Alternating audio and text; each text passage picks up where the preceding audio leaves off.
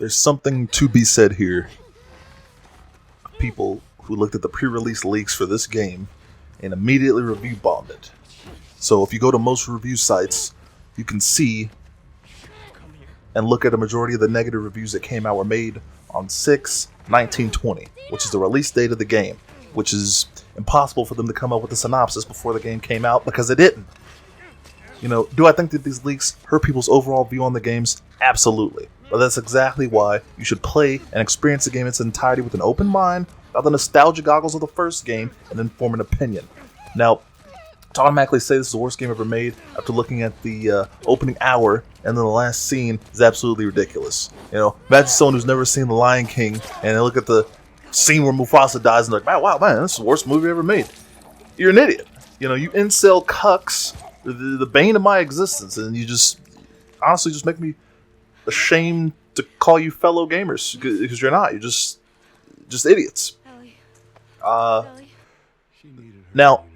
all the way, I'm going to break down some of the story here for you. Now, you can almost compare The Last of Us 2 to a Shakespearean play in the sense that the game does a fantastic job of combining frequently used themes across various plays that he's done, and it presents them here in full flair. Now, throughout the 40-hour story, you'll be presented with themes of love, guilt, hatred, revenge, betrayal. But the most used and overarching theme, which casts a massive shadow over pretty much all the events of the game, is tragedy.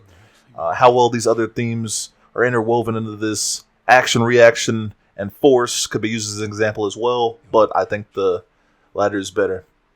As most every character's decision in the game is based off of decisions made by other characters that either directly or indirectly affect them. Throughout most of the game, you're constantly shown the actions of one decision and how they affect many. That's pretty much the driving force that pushes the story forward. Now, the first 20 hours you're playing as Ellie. You know, you have flashbacks and time jumps and time skips. Now, there was a lot of criticism of this when the game launched. The order of some of these, the placement of it could have been better edited, sure.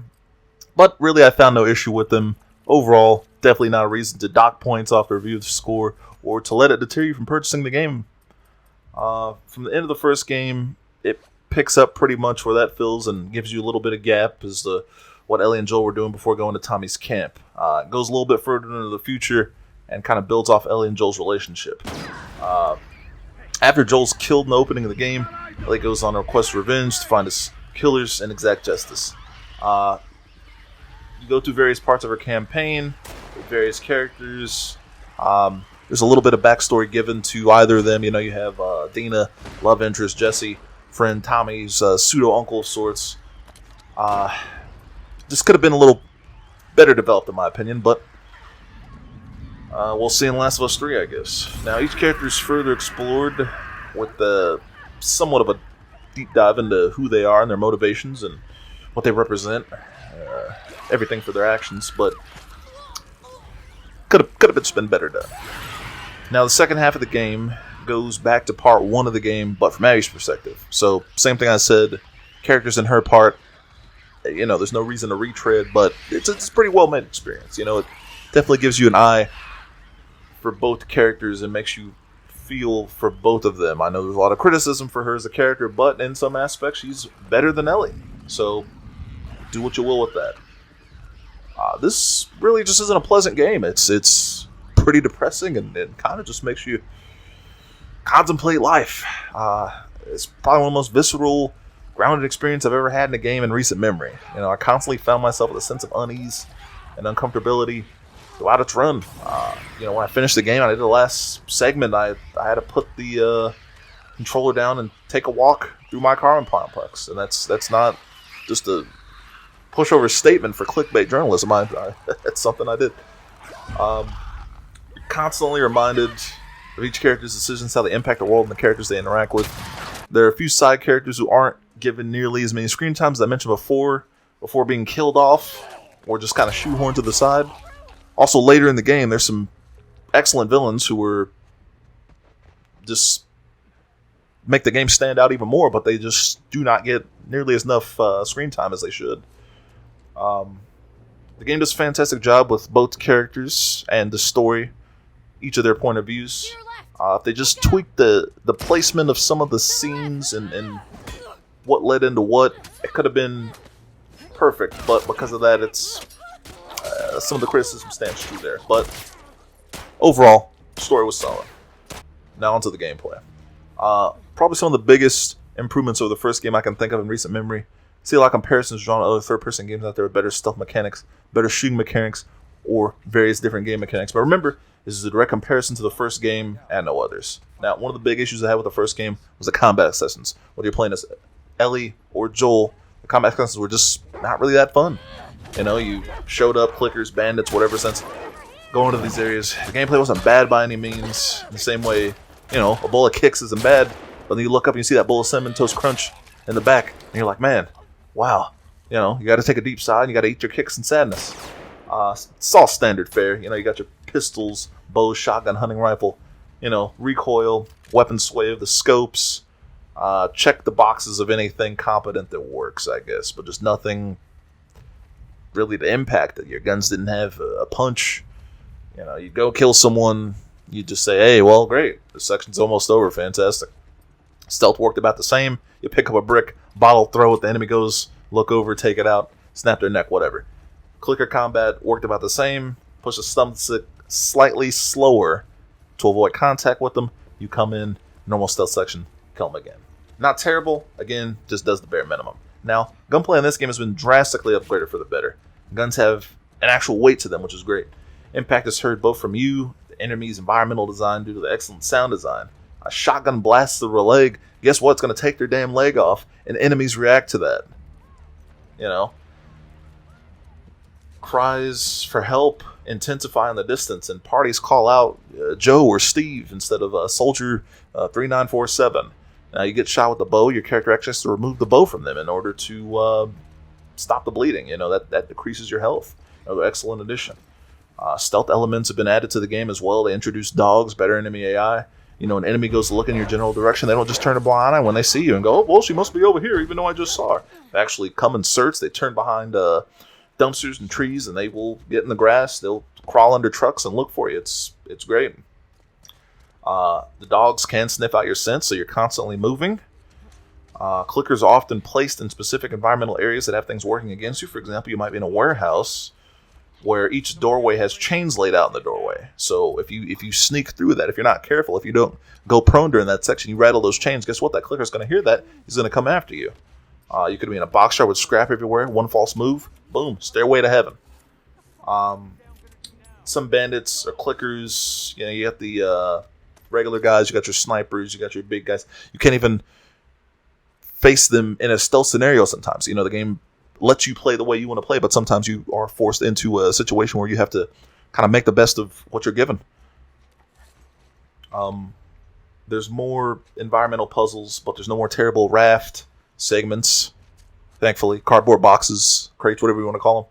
Instead, they've introduced some levels that kind of bake up the pacing between exploration and gunplay with ladders, ropes, dumpsters. You know, these are key additions that just kind of take away from the main game just to have a little breather. Overall, gameplay is a huge improvement over the first game, and actually had me looking forward to most combat sections. So, good stuff. On to the graphics.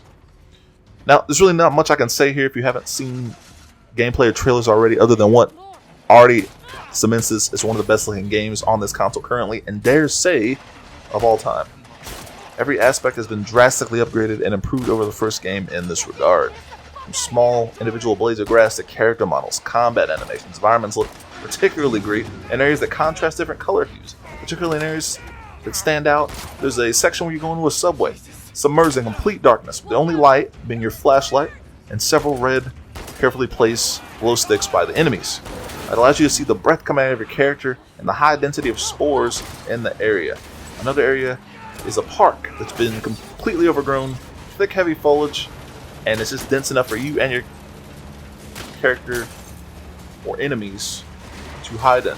Only got it by burning cars in the distance and the whistle of the enemies trying to kill you.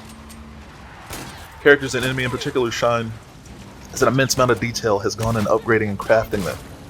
To the permanent scars on characters after certain interactions, to blood or mud or water being a regular addition to yourself, depending on your environmental traversal.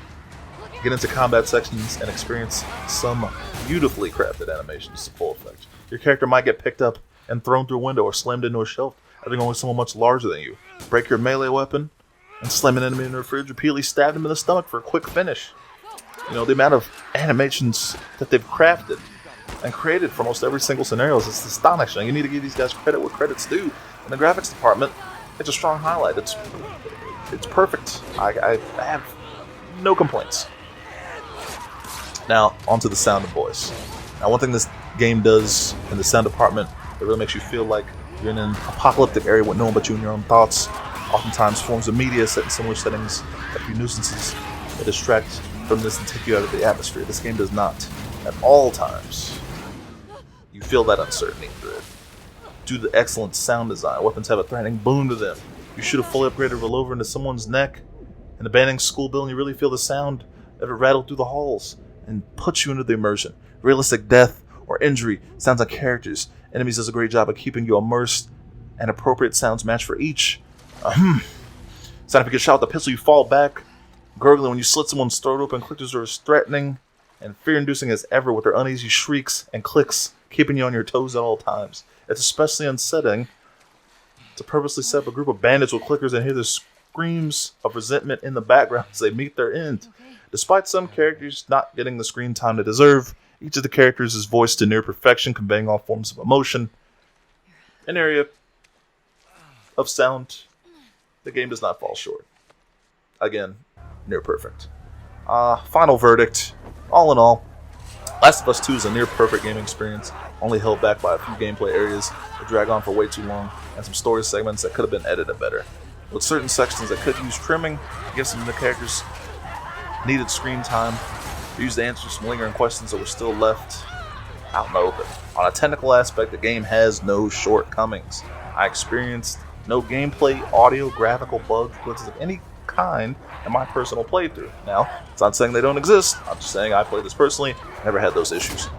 Never has a game made me question these characters' motivations, loyalties, sympathize with them in the way this game has. This segment at the end of the game legitimately wanted me to put the controller down because I just took no enjoyment in it. I become so attached to both of these people and everything leading up to this moment. I just didn't feel right. When the game makes you form a relationship with the story, world, and characters that they've built, that's when you know you've done it right. Last of Us 2, easily 9 out of 10.